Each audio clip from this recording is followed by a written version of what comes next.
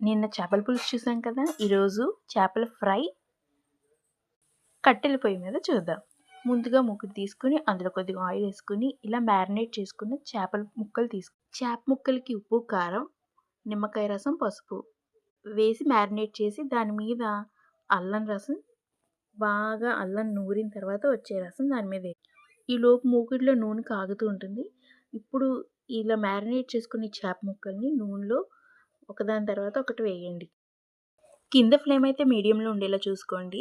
మన అమ్మలు ఎంత టాలెంటెడ్ అంటే లాస్ట్ డ్రాప్ కూడా వదిలిపెట్టరు.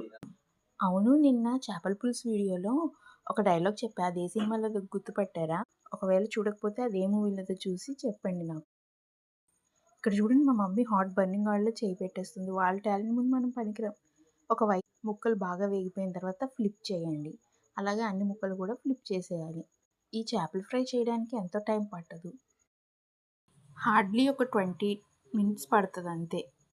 రెండో వైపు కూడా బాగా వేగిన తర్వాత ఫ్రెష్ కొత్తిమీర ఇలాగా చాప్ చేసుకుని వేయాలి. కొత్తిమీర బాగా మెత్తగా అయిపోతుంది కాసేపటికి. అప్పుడు ఈ స్టేజ్లో మనం జీలకర్ర వెల్లుల్లిపాయ పేస్ట్ వేయాలి. అంతే, ఆల్మోస్ట్ మన ఫిష్ ఫ్రై అయితే రెడీ అయిపోయింది. ఇది కాస్త మగ్గిన తర్వాత దింపేసుకోవడమే.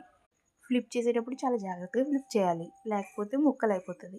సో చేపల ఫ్రై అయితే చాలా టేస్టీగా వచ్చింది. మీరు ఎప్పుడైనా ట్రై చేయకపోతే ఒకసారి ట్రై చేసి చూడండి ఈ స్టైల్లో. సో అదేనండి ఈరోజు వీడియో. నచ్చితే please like, share and subscribe చేయండి. నేను చాలా రోజుల నుంచి వీడియోస్ పెడుతున్నా కానీ నాకు సబ్స్క్రైబర్స్ అయితే రావట్లేదు.